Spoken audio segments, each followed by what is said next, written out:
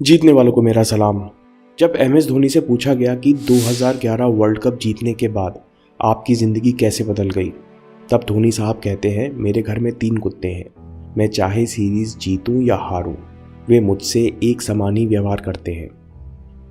दोस्तों, 13 से 20 साल की उम्र बहुत इम्प्रेशनेबल होती है। हम जो टीवी पर युवा सुपरस्टार्स देखते हैं, उन्हें अनकॉन्शियसली अनजाने में कॉपी करने लगते हैं। कुछ सुपरस्टार्स यंग जनरेशन को स्टाइल, अंदाज, गाड़ी, चश्मे और दौलत से प्रभावित करते हैं। कुछ सेंचुरीज, कला और कुछ अपने एटीट्यूड और बिहेवियर से। मैं बहुत शुक्रगुजार हूँ धोनी साहब का कि इन्होंने सिखाया नहीं बल्कि करके भी दिखाया कि शांत और स्थिर रहना ताकत की असली निशानी है। नहीं तो फिल्म, टीवी, वीडियोस में हमको इमोशनल करके डायरेक्टर हमारा ध्यान खींचते हैं, तो लोग ये मान बैठे हैं कि क्रोधित होना, चीखना, चिल्लाना, मारपीट करना हीरोगिरी है। जिसकी बुद्धि मान अपमान, लाभ हानि या कठिन जटिल में कभी ना हिले। इस कला को स्पिरिचुअल किताबों में स्थित प्रज्ञ कहते हैं। और आपकी समता हिल रही है या नहीं, ये आपके हाव भाव, भाषा और व्यवहार से समझ आ जाता है।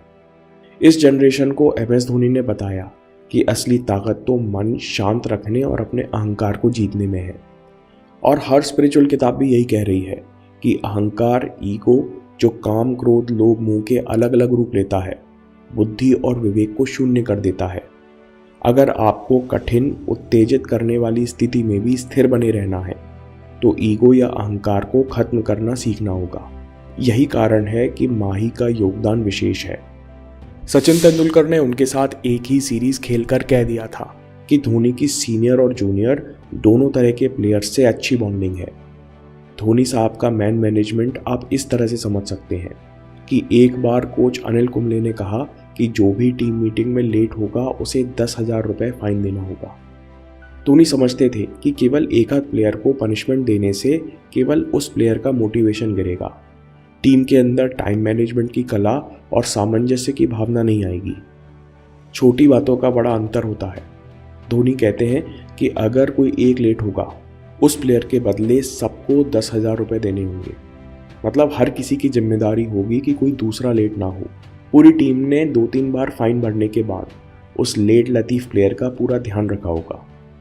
दोस्तों, कुर्सी छोड़ना बहुत कठिन होता है, खासकर अगर आप इंडियन टीम के कैप्टन हैं, जिसकी वजह से आपको खूब एड्स और स्पॉन्सरशिप मिलती है। वहाँ MS धोनी ने टेस्ट कैप्टनसी बड़ी आसानी से छोड़ दी। ऐसे में कई बार नया कप्तान अपनी साख बनाने के लिए पुराने कप्तान को जल्दी टीम से हटाना चाहता है, क्योंकि नए कप्तान को हमेशा खतरा होता है कि एक सीरीज़ खराब हुई तो पुराने वाले एक्सपीरियंस्ड को दोबारा कप्तान बना दिया जाएगा, फिर किसी और को। शायद फिर मुझे कप्तानी का मौका ना मिले, इसलिए कोई कप्तान कुर्सी नहीं छोड़ना चाहता। जो कॉरपोरेट में काम करते हैं या जॉइंट फैमिली में बिजनेस करते हैं, वो ये सारी पॉलिटिक्स अच्छी तरह समझते होंगे। लेकिन धोनी साहब और विराट भी इन सब से ऊपर हैं।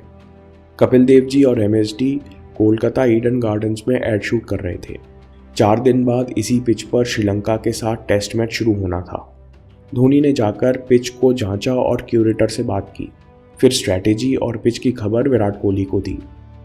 कहने को टेस्ट के रिटायर्ड पूर्व कप्तान को इन सब में पढ़ने की कोई ज़रूरत नहीं है, लेकिन धोनी छोटे स्तर की राजनीति से ऊपर है। सिंपल, सटीक सोच। बड़ा सिंपल सा निर्णय था कि देर रात IPL मैचेस के बाद ट्रैवल करने से नींद, सर्कैडियन रिदम और अगले दिन का खेल बिगड़ता है। अगर रात की फ्लाइट लेट हो रही है तो एयरपोर्ट पर पूरी नींद कर लेने में क्या बुराई है। अगर आपकी सोच भी सीधी, सिंपल और सटीक है तो आपको भी माही जैसे एयरपोर्ट में नीचे सोने में कोई दिक्कत नहीं होगी। लोग क्या कहेंगे, ये बात हम मिडिल क्लास लोगों को बहुत परेशान करती है, लेकिन इससे अपना थिंकिंग प्रोसेस जटिल करने की ज़रूरत नहीं है, क्योंकि आप कुछ भी करें या कुछ न करें, लोग तो बोलेंगे ही। मैं लीडरशिप का ये पार्ट हमेशा अपने साथ रखना चाहूँगा। कमिटमेंट दिए बिना आप किसी और से उम्मीद नहीं कर सकते। आपकी टीम और आपके दोस्त आपके प्रति उतना ही कमिटमेंट रखते हैं जितना आप पहले उनके प्रति रखते हैं। अगर आपके पास कमिटमेंट है तो फिर रिजल्ट से उतना फ़र्क नहीं पड़ता। धोनी खुद कहते हैं कि हर बार मैं 100% फील्ड पर देना चाहता हूँ। अगर फील्ड पर टीम का 100% कमिटमेंट है तो मुझे रिजल्ट से कोई फ़र्क नहीं पड़ता। धोनी के दोस्त भी कहते हैं कि अगर आप धोनी के साथ बोर्ड गेम भी खेल रहे हैं तो आपको सीरियसली खेलना होगा। धोनी कुछ भी हल्के में करना पसंद नहीं करते। दोस्तों, मेरा अनुभव है कि आप जितना सीखते और निखरते जाएंगे उतना आप सरल होते जाएंगे। क्लैरिटी बनाए रखना सबसे बड़ी कला और ताकत है। इसी तरह धोनी साहब भी बड़ी सरलता से गहरी बात कह रहे हैं। पहली बात वो कहते हैं, it is important to learn and not repeat the same mistakes. What's done is done. ये बहुत ज़रूरी है कि गलती से सीखा जाए और दोहराया ना जाए। जो एक बार हो गया सो हो गया। दूसरी बात, gut feeling is all about experiences that you have had in your life. It is about being in difficult scenarios, knowing what worked, what did not work, and then taking a decision. जो अंदर से आवाज़ आती है ये हमारे जीवन के अनुभव से आती है। जब हम कठिन परिस्थितियों से गुजरते हैं, इन्हें सुलझाते हैं, तो हम सीखते हैं कि क्या काम किया, क्या नहीं। दोस्तों, अगर हम हर कठिनाई, फेलियर, रुकावट पर खेद या क्रोध प्रकट करने लगे तो हम कभी इससे सीख नहीं पाएंगे, क्योंकि हमारे दिमाग की सारी शक्ति तो रिएक्शन पैदा कर रही है। लेकिन अगर हमारा एटीट्यूड है कि चलो गलती करके हमने ये सीखा और अगली बार ना हो इसलिए फलाना प्रकार की सावधानी रखनी है और ऐसा करने के लिए स्टेप 1, 2, 3 होना चाहिए, तो फिर हमारे पास फ्रस्ट्रेट होने या दुखी होने के लिए माइंड स्पेस बचेगा ही नहीं। इसलिए धोनी साहब कह रहे हैं, what is done is done. दोस्तों, ये एटीट्यूड शुरुआत है जिससे हम जिंदगी भर स्टूडेंट बने रहें, सीखते मुस्कुराते रहें।